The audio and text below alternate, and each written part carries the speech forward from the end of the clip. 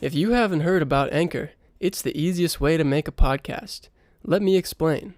It's free. You can record and edit your podcast right from your phone or computer.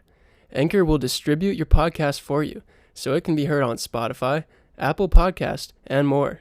You can make money right from your podcast with no minimum listeners. It's everything you need to make a podcast right in one place. Download the free Anchor app or go to anchor.fm to get started. Welcome to the Be the Adult podcast. Be the Adult is a nonprofit organization that provides blueprints for calm and effective parenting so that children can grow into their best selves. Because ultimately, we aren't raising children. We are raising little people who will one day be adults. Hi, Nancy. Hey, Marisol, how are you? I am well. How are you? I'm doing well, too. So this week on the podcast, we are going to combine two themes. The first one we're going to start with is Believe in Me. Mm-hmm. This is one of the 15 concepts for calm and effective parenting. So I'm going to read from our children's book, from the children's perspective. Believe in me. Why is it important? This shows me that I'm a capable person who can work hard to try to achieve anything that I set my mind to. If you don't believe in me, it will be really hard to have faith in myself. How?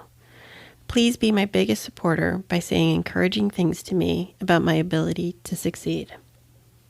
And what I love about this, so I should mention, we have a children's book that we had a contest here locally in town, and children drew pictures. I love this picture because the little boy's on his father's shoulder, and he's holding a second place ribbon. And I love that because we live in the society, I feel, that, we just pursue first and right. Winner take all. And it's like, no. Praise effort. Praise effort. Praise effort. So Believe in Me. Tell me about this one. Why is this so important for children? Wow, my brain just left for a moment. My body's chilled. I'm just kind of taking a minute because this is so important. Like, I'm making a fist, a fist of like strength, of like a solid rock. I believe that one of the most important things we can do, and when I say that, I'm like, wait, there's like 10 really important things we can do. But one of them is to really instill in our children the belief in themselves, right? Kind of that they feel good about who they are in their soul, that sometimes they screw up and make mistakes, but really in their soul, they're solid and they rock. And so this to me is such an important concept because it really talks to me about kind of how they go out into the world and deal with anyone and everything, right? Because if I can believe in myself and then I can approach everything from a solid strength-based position, then I'm going to take so much better care of myself in life than if I approach life from a fear-based, kind of shameful position.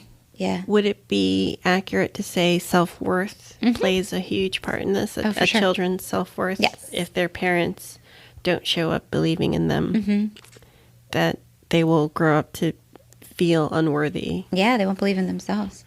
Because when they're born into the world, whether it's one parent or two parents, right, they believe that they look to us to kind of give them their self-worth. And if we don't communicate that, how are they supposed to feel that? If the one or two people in the world who are supposed to believe in me, have my back, think I rock, whatever word you want to use, and they don't, I must not. I must suck.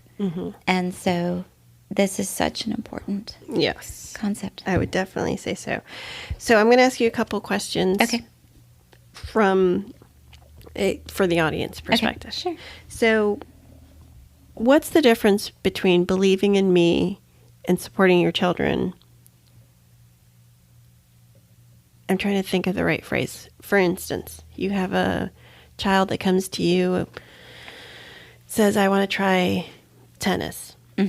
And you sign them up and you support them and they go. And then they don't have a natural instinct for it. They're not very good. Just putting it bluntly, they're not good tennis players. Sure. What's the distinction between them coming off, after a while, giving them all the time, believing in them, supporting them, but also being authentic with the reality. Because I'm not trying to make a joke of it, but there's this fine line between believing and supporting your child and being delusional. And bullshitting them. Yes, exactly. Yes. That's much. So I want to get that cleared away, because I don't want our audience members to be like bullshitting their kids. Like, you are fantastic. Yeah, no. Great question. Yeah. So, well, we could do a whole podcast on being inauthentic, right? So, in this context, right, we don't want to lie to our children, right? We don't want to be inauthentic. We don't want to bullshit them, because that will decrease trust, right? And so that, to me, is the most important part. It's going to decrease their trust in being able to believe that what we say is what we mean, right? That integrity. So it is a fine line. I would, in that example, want to praise my child's effort and praise the pieces around playing tennis that are authentic for me. Like, hey, sweetie, I appreciate how you get up, every Saturday morning and you go out to that court and you work really hard. That is so cool to watch. Or I appreciate how much you love tennis. Yes, exactly. Right. So we find the pieces that are authentic within those situations and communicate to our child our belief in them in those areas. Does that Excellent. make sense? That's the exact clarity I was looking for. Right.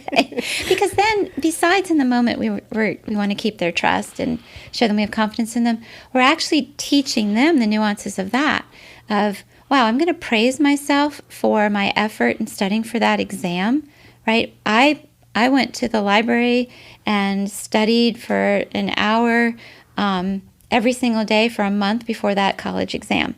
I'm going to pat myself on the back, right? If I didn't do well, it's not that I suck. It's, wow, I'm really proud of myself I believe in myself for being able to put the effort in. What do I need to do now to do better on that exam? Oh, I need to maybe go to my professor's office hours, maybe figure out how to study different material. So we really want to teach them nuances of taking a situation. It's not all or nothing, black or white. It's let me look at that, realize the areas I need to appreciate myself and the areas that I need to grow.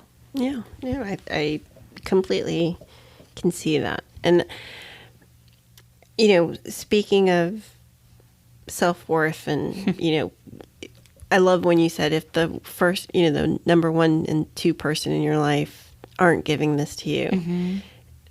To speak to that, why this is so important, to give yourself that belief it's a uphill journey that's so hard, and so we can do it. It just makes it so much more difficult. We can do it. It's so much more difficult, but we don't want to do that to the next generation. Right. So raising kids I don't want to raise kids who think that they're perfect. Overinflate it? No, yeah, or that not. they're going to achieve great success in everything.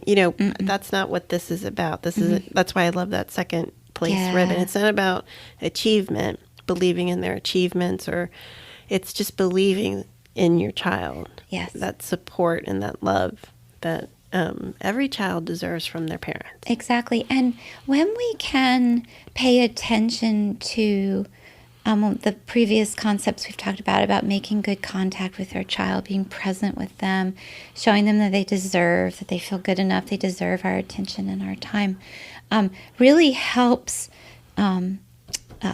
build this in them. It's not just sitting down and praising their efforts and all that. It's like every day showing them that they matter to us, shows them that we believe in them, right?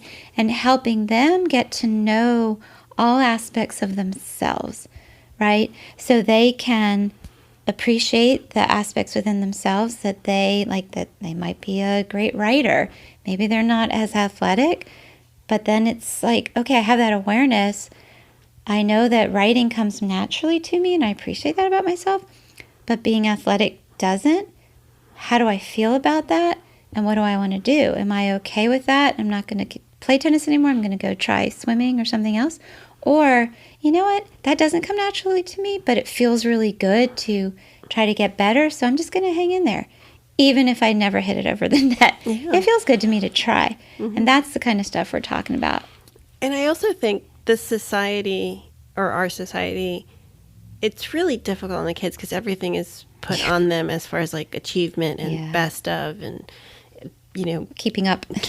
And they don't even understand they don't feel good about themselves, not even from a parental perspective, just from all the messages society's giving them. Like, you're not good enough because you're not this or that or that.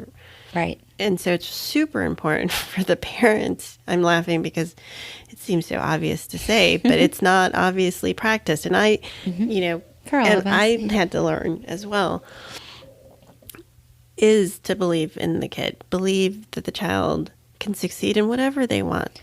Right. Believe that they have the effort, or they can put, better way to say it, they can put the effort in, right? There's some great research. I know there are a lot of people who research this, but one that comes to mind is a video by Carol Dweck, D-W-E-C-K, I think.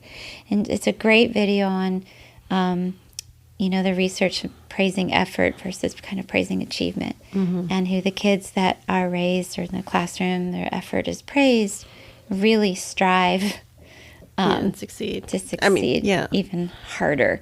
And I think even the word success is kind of loaded because I think we might think success means this, like academic or financial success. I've come to a point in my life where I feel success is being joyful or at peace. Everything else is just gravy. So I think this is really important for children. And also for us, right? Which kind of piggybacks on the podcast we did before this, Apologize to Me. I want to show my children that I believe in myself, right? And so I guess this goes into the last one of living as my best self, which we'll get to. But I want my children to know that there are times I don't believe in myself. And how does that feel, right? That doesn't feel good. That's an old wound, right? And I can change that. I can increase my self-awareness and do my work to learn how to believe in myself more. And there's so much value in modeling that for our children. That's good. That's a great point. Yeah. I have one follow-up question in the sense of what if you have a child who does not believe in themselves, who maybe not because of the parent, maybe just because of environmental reasons, does not, I'm not smart, I'm not this, I'm not creative, I'm not whatever, pretty, talented, whatever their self-belief is. What are the steps that we can, a parent can start taking to try to alter that? To guide them out of that, It's a great question. So first thing we need to do is get ourselves calm, right? Get ourselves self-regulated so we can show up and have a conversation with them where we're not being reactive, right? Because that's going to, I imagine, trigger in me some shame of, wow, how did I screw this up that's what they're saying, right? And so beating myself up and looking at history is not going to help me. It's going to keep me stuck. And so I want to say, okay, here we are. This is how my child feels. What do I want to do to help my child move forward? Well, first I need to show up very present with them. And I need to validate. A lot of us, when we watch our children suffer, right, and say those things, it's really hard because we're triggered, but we need to sit with that with them.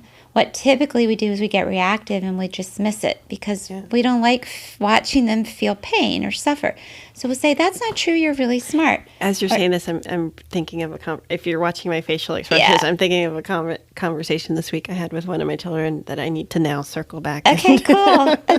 Good self-awareness, right? I'm patting you on the back. So please make sure we don't want to dismiss their feelings, right? Because we think it'll make us feel better and then feel better if we'd say, no, that's not true. You rock at playing tennis or whatever. Right. But actually that will cause more harm because in this moment they feel a certain way and we need to honor that even if we don't agree with it, right? Or in this moment they're going to be like, see, I do suck because how I feel is not even okay. So let me give you a scenario and can we can I be the child and you be? Sure. So I was going to explain. Yeah, but that's even better. Oh, no. We'll role play it. I'm sorry, I didn't mean to. No, we'll role play it. Go for it. So let's say I'm a child that just got her end of year results and was below average, which is a term that drives me absolutely bonkers. But I read it as a child and it says, I'm below average, I'm below average, I'm below average, and I'm feeling below average. What can you say? Can you show the role play where it's not to do, which is probably what I've not done. to do? Yes, and then we'll role play what you should. Okay, so this is what not to do. So that I probably got triggered, right? Because I can imagine how that would feel as a parent, like, right? And I don't want my kid to feel that. I see their face, I see their tears, whatever. So I get reactive, right? And so I say, oh my gosh, you know what? That's not true. You're not below average. You're an amazing piano player, and you know what? You can always get above average, and so you're fine. You're good. Don't worry about it. Hey, you want to go shopping? Oh my God! You just played out the scenario that I did. No, not with the below average, but oh no, no, I'm kidding. But I do need to circle back. Okay, so now let's do it again. So I look at the results. Oh my gosh, I got below average. Okay. So I get myself calm, centered on 2 feet so I can be present with you. And so I want to look at you first, make eye contact, open heart to open heart, sit down with you and say, wow, when I hear you say that, my heart feels really sad. And just open and space. Just sit for a moment, because I want to share with you my experience of watching you beat yourself up, of watching your shame, and just share with you, like, wow, that hurts my heart. I actually have tears in my eyes. You do. Yeah. And then you might say, what if I say that as a teenager? You don't understand. I feel dumb. My classmates are smarter than me. I'm stupid. Yeah, I hear you, and I get how you might feel that from what you're looking at. And again, I want to share that my heart feels sad. I'm curious for you, what is it like to say all that to yourself and say that out loud to me? How does that feel? Crappy. Yeah. And so you have a choice right now if you want to feel crappy or not. Right? I know for me, life's hard enough. I don't want to add to my suffering, right? I don't want to add to the pain. It was painful to read that. I hear you, and I get why. And I have a choice. You have a choice in this moment whether I want to add to that pain and suffer more, because that's going to decrease my the probability that I can actually work on this and change it to feel better. I'm going to go further into the hole. What's that like for you to hear? Okay. Cool. I hear that you're not happy with what you're reading. I would love to sit down with you, right? Let's schedule a time, Saturday maybe, or sometime this weekend, to sit down and really look at what this paper means. Probably means that there was a series of tests that you didn't perform the way that I'm hearing you want to. I would love to sit down with you, really look at what this means on paper, and problem solve with you kind of maybe how you got here and maybe how you might do it differently if this doesn't feel good to you. Yeah, that sounds better than what I did, which was... Okay, you're beating yourself up right now. Model for the audience. I will circle back and let you know how that conversation goes. No, but it's funny how it sneaks up on you as we're talking about this. Because it is a perfect example of, you could have these concepts, you can be practicing them for years, and you still will have a blind spot and be like, oh, I need to circle back and do this differently or better or in a more authentic way. Can I give you an example of that? I live, eat, and breathe this stuff, and I screw up all the time. One of my children yesterday texted me kind of where he was. He was going on a trip, and he texted me where he was and all that. And he said, I just want to make sure that you weren't worried about me. And so I text back and I said, me worry? With like a really funny emoji. And he's like, ha ha. Right. And so I want to, when he comes back from his trip, I don't want to bug him now, but I'm going to circle back and say to him, you know what?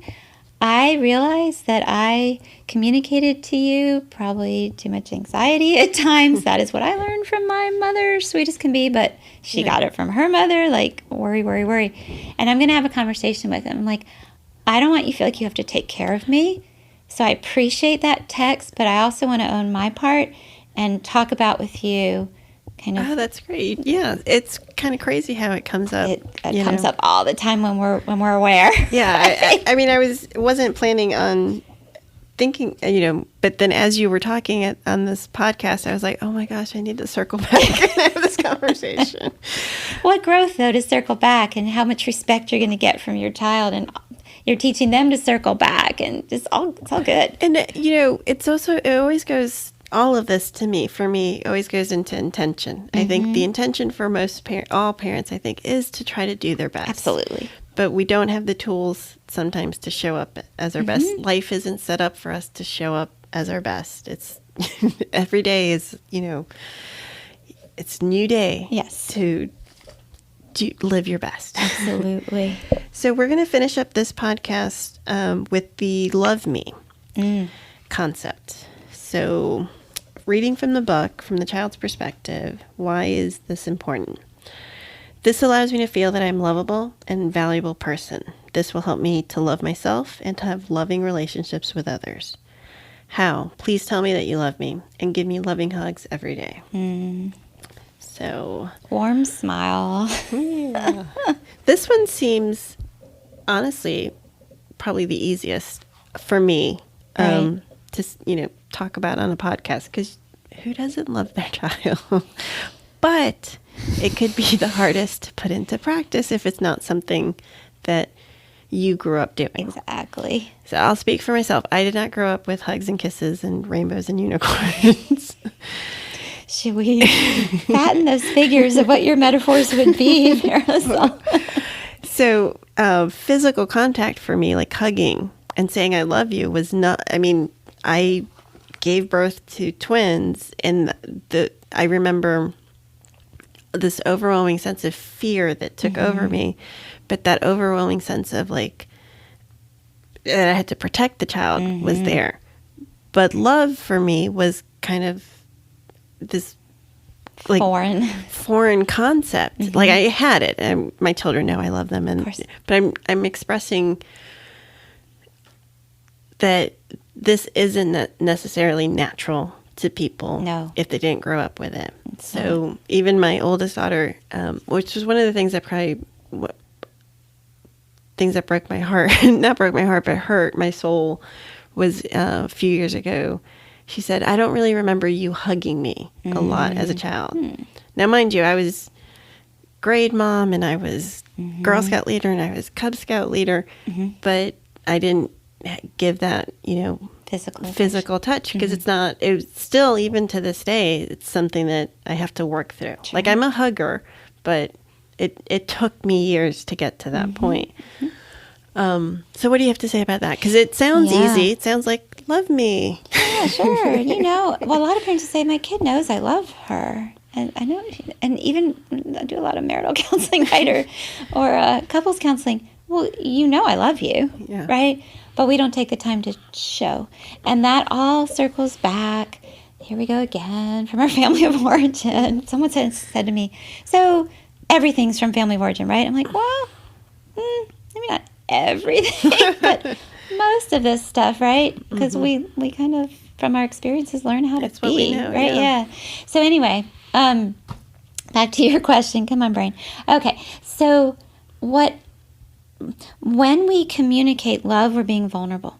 And vulnerability can turn out beautifully. When I'm vulnerable, when I'm open, vulnerability really in a nutshell is allowing myself to be seen, right? And so when I say I love you, I'm opening my arms up, my heart is exposed, and I am now vulnerable to you. You can see me, the most vulnerable part of me, right? And you can either do one of two things. You can hold my heart. Well, that's not true. You can do a lot of things, but one end of the spectrum is holding my heart. The other end is my heart gets squashed, the polarity of that, right? And so vulnerability is this really difficult concept, right? Because it can turn out beautiful or not, right? And so I could feel shame, or I could feel just warm and fuzzy. And so if we didn't learn as children to sit and be vulnerable, right, this is going to be hard to be vulnerable with you and say I love you and hug you and all that. Because what if you turn your head? What if you turn away? What if you say I don't love you, Mom? Or our child says that to us. So that's one piece of it. Another piece of it, it just wasn't modeled for us. And so someone will say, I know my dad loved me, but he never said it to me, but I still knew he loved me. Or I know my dad loved me, but he never hugged me, right? And so that's just what we learn. I express love just, by showing up or going to work. Or just existing. Being there. Yeah. Right. And so it's a skill. If we didn't learn to paint, it's just like that, right? But it adds the piece of vulnerability in there, which is why it makes it so difficult. Mm-hmm. Yeah, and I can speak for myself. Not being hugged as a child, Mm-hmm. it was. Imagine the most awkward scenario of a mother trying to hug their children. That was me for a long time. Right. It was just because you don't.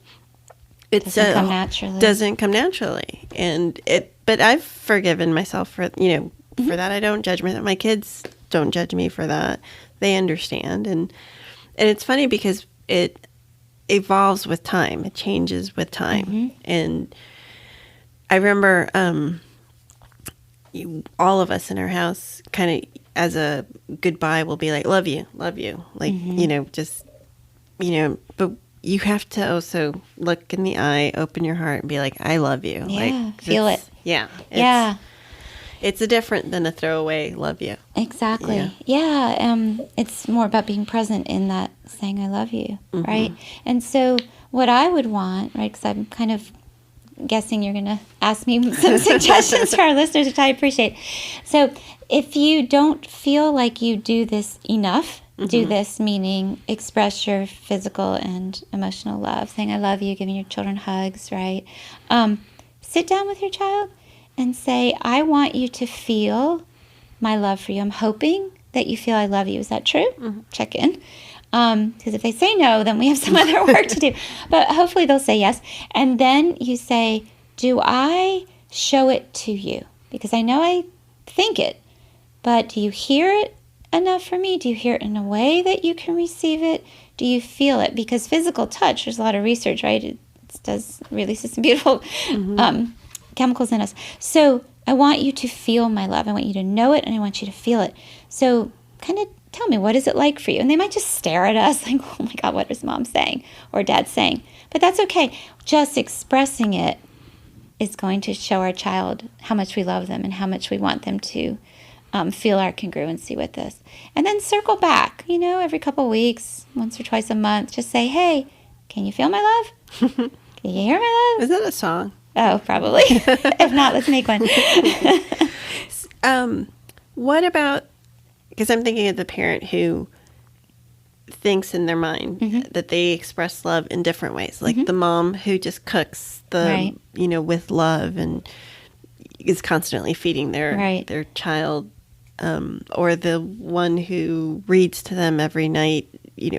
We should all read to our kids every night when they're little, but you know what I mean? Like that their actions are the love, that they don't necessarily need to express it with the phrase, I love you. So I forgot what book it's about love languages, right? The 5 love languages. The 5. Yeah, something like that. So we all express love in different ways. And if we look back at our family origin, it's pretty clear often to see what we learned and so what was modeled and so what we're doing. And that's all great too. And there's the and in there.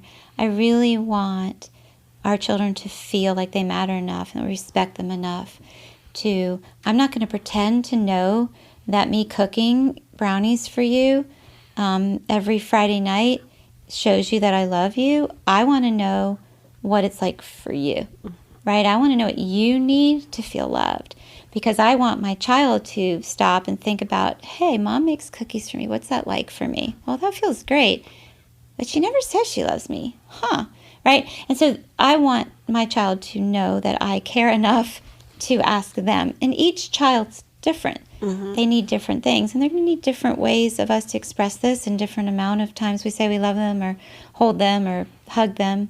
I also want my children, when they're out in other relationships in the world, to not project, right? To not make up stories that someone else might love them because they bought them tickets to a concert, right? Mm-hmm. I want them to actually know what they need to be clear that the other person actually does have their back, actually does respect them and love them, etc. We model that for them. Exactly. We also model it, it's a good point, by them watching us. If there's two parents in the home or two partners in the home, we're modeling for them what love is too and how you communicate it and all of that. I literally just felt our audience go, what? That has to be a whole nother episode. It does. We maybe we should do a marital podcast or a partner podcast. Yeah, because if we do a great job of telling our kids we love them, but yet they don't see that going back and forth between the adults in the home, that's going to add a different layer because we're teaching them what adult relationships look like. So they're watching us. Mm-hmm. And so that is another podcast, but that is another piece. And that's why I'm single. Yeah. No kidding. That is a piece to be aware of, yes. right? Of how is love communicated in the system, in the home. Mm-hmm. Mm-hmm. No, I could totally see that because you can give mixed signals. You mm-hmm. could be showering your child with love, but if they don't see that in the adult relationships, mm-hmm. they're going to get conflicting messages. Yeah, they are. And then they're probably going to go out in their relationships and believe that that's how they deserve to treat someone or be treated. Or, yeah, it's going to be very confusing. I feel like we just opened up a whole new can of worms right before we're hanging up. Well, thank you, Nancy. Thank you. Thanks for posing such intriguing, thoughtful questions. We have one podcast left, listeners. We're going to do our wrap-up podcast mm-hmm. next, Live as Your Best Self. So please make sure to check us out, and thank you for listening. Thank you so much. Thank you for listening to the Be the Adult podcast. Please follow us on Facebook and Instagram, and don't forget to rate and subscribe to our podcast. A special thank you to a few of our Barn Dance Barbecue fundraiser sponsors for their generous support. Wilmington Gastroenterology, Coastal Carolina Radiation Oncology, the Valentino family, the Law Office of Jeffrey Porter, Carolina Storage. See you on the next episode of Be the Adult Podcast.